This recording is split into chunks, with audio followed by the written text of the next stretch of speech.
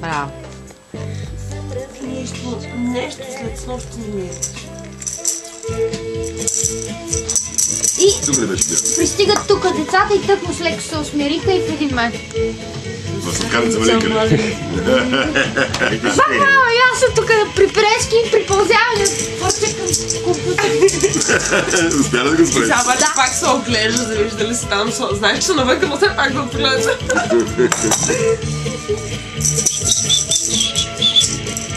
Мисля, колкото ще е да е, ама, нали, точно сладкарница Малинка не е подходяща песен за тях.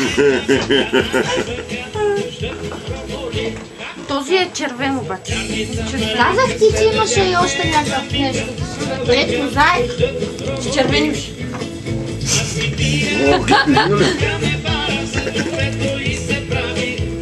Абе, тата, дай ми хляба. Аз не съм спи.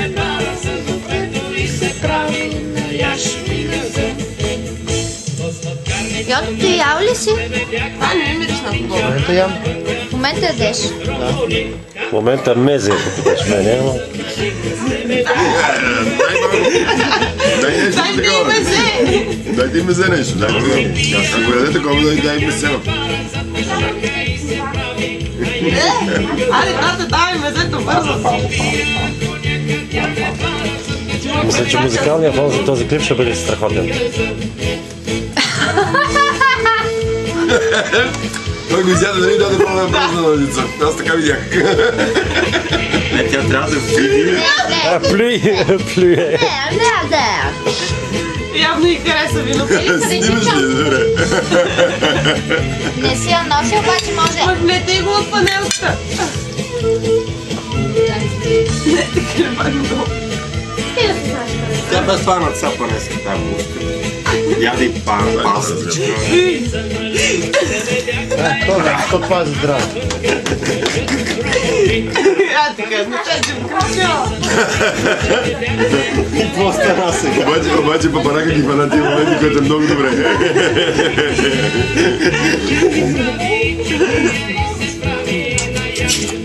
Ало, как мириш? Виж само колко бързо си стигнал.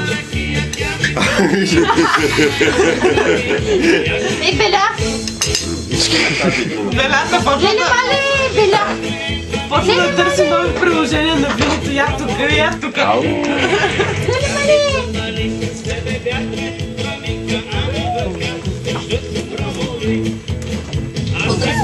Остане с тази песен, но остане с нищо да го сняш.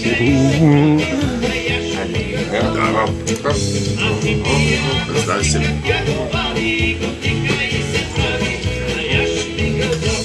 Въпреки, че трябва да имат някакво възприятие. Спрели сме цигарите вкъщи, ама след някой друг месец ще трябва да спреме с сладкарница Малинка.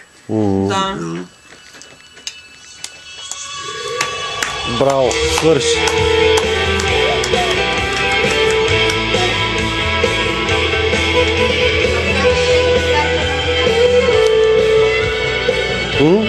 Що трябва да спрете цигарите навънка?